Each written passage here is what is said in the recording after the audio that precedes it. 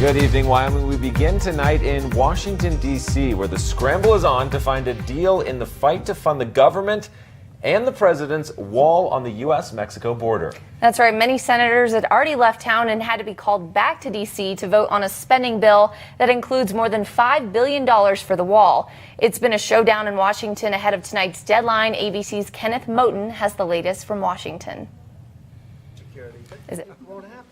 Despite last-minute pressure from President Trump, a partial shutdown of the federal government is on the horizon. I hope we don't, but we're totally prepared for a very long shutdown. The clerk will call the roll. Senate Republicans working to approve the spending bill that passed the House last night. A motion to reconsider is laid on the table.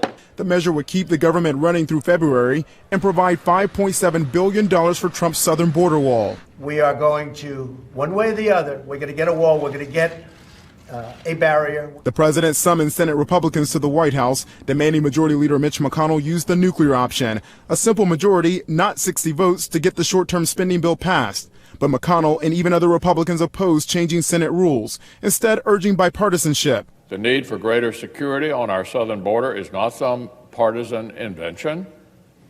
It's an empirical fact, and the need is only growing. President Trump, you will not get your wall. Abandon your shutdown strategy. You're not getting the wall today, next week, or on January 3rd when Democrats take control of the House. The president is ramping up his attacks on Democrats, blaming them for closing the government. But last week, Trump forcefully declared he would own the shutdown. I will take the mantle. I will be the one to shut it down. I'm not going to blame you for it. 800,000 federal workers are facing furloughs if the partial government shutdown happens. TSA agents and air traffic controllers will work without pay as millions travel over the holidays. And some federal parks and monuments will be closed starting tomorrow. Kenneth Moton, ABC News, Washington. And law enforcement in Cheyenne need your help catching a vandal. A person dressed in all black was caught on South High School's surveillance camera spray painting the side of the school. Police are now hoping to bring this person in to discuss their graffiti capabilities. At about 1 a.m. Wednesday morning, there was a suspect wearing all dark clothing walked up to the school, spray painted some letters, spray painted the word love, and then 666 on the side of the building. And really that's all we have on it so far. So we are looking for, and the pictures and the video are not very good. So any sort of tips we can get on that will go a long ways in helping us, curb the vandalism at the school.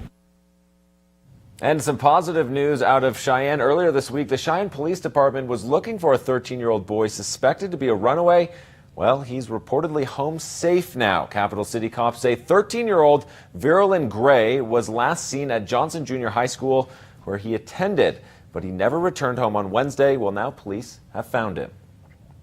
The young 13-year-old boy was missing earlier this weekend, and he was found yesterday. And so we appreciate all the tips that we got. We received many tips on Facebook, and that really did help in getting him located and back to his family. Familiar. You may not know that Wyoming has been ranked as the state with the most deaths related to drunk driving per capita. Those in the liquor industry would like to remind people of the Natrona County Safe Ride program. Started in 2009, it is a 100% donation-funded program managed by the Alcohol Task Force of Natrona County that aims at getting free safe rides home from bars for those who need them.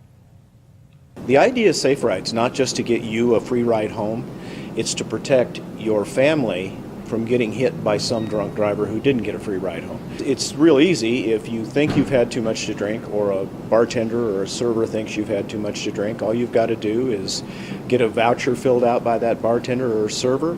They'll call a cab for you, and hopefully pretty soon we'll be able to call Uber or Lyft, and they'll get your ride home. Won't cost you a nickel.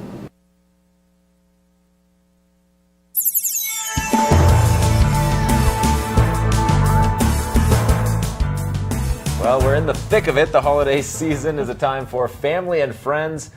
It's also a time for expanding waistlines. That's too true, unfortunately. K2's Billy Floyd has tips for people to maintain weight going into the new year.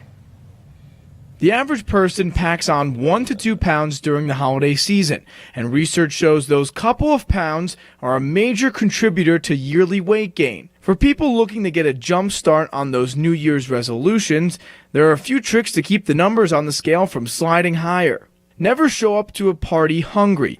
Eat breakfast in the morning to control appetite, and a healthy snack before heading out so you don't arrive starving. For kids, focus on what they should be eating rather than what they shouldn't. Dessert is okay in moderation if they've been eating protein, fruits, and veggies. Limit alcohol intake. Cocktails are high in calories, especially sugary holiday drinks. They also increase appetite, making you more likely to beeline for the snack table.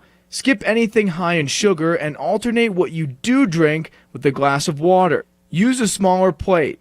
Large plates are associated with weighing more because larger portions increase caloric intake. Studies also show that people who survey a buffet before loading up on food tend to weigh less. This is probably because they took time to decide what they wanted in advance rather than grabbing everything that looked good. And beware of bite-sized treats, which can quickly add up to hundreds of extra calories. Get rid of leftovers. If you're the one throwing the party, add Tupperware to your shopping list. Sending guests home with leftovers will keep you from binging on them. For today's Health Minute, I'm Billy Floyd, K2 News.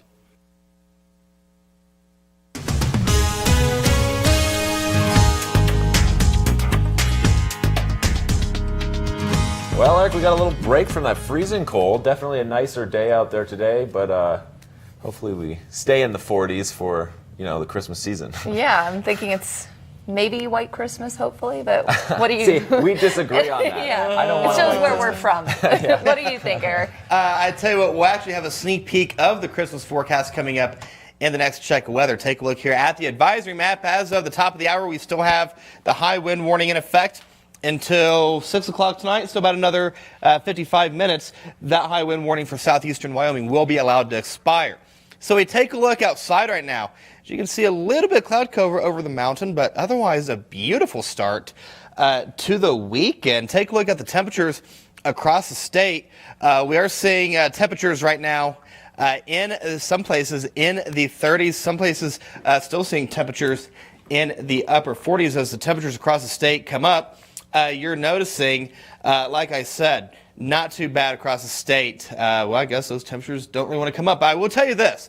Temperatures across the state right now, not too bad. We are seeing teens and 20s west of the divide. We are seeing 30s, some places even low 40s across central and eastern Wyoming. But once you factor in that wind, it feels substantially cooler than that. So like I said, overall, not a bad start to the weekend. We are going to see the temperatures cool down as we go on into your weekend. Some places will see temperatures struggling to hit freezing tomorrow, and then that trend is going to continue Sunday. Monday, we warm up just a smidge, but Tuesday, the models are still showing a little bit of inconsistency. Some models are trying to paint a little bit of snow.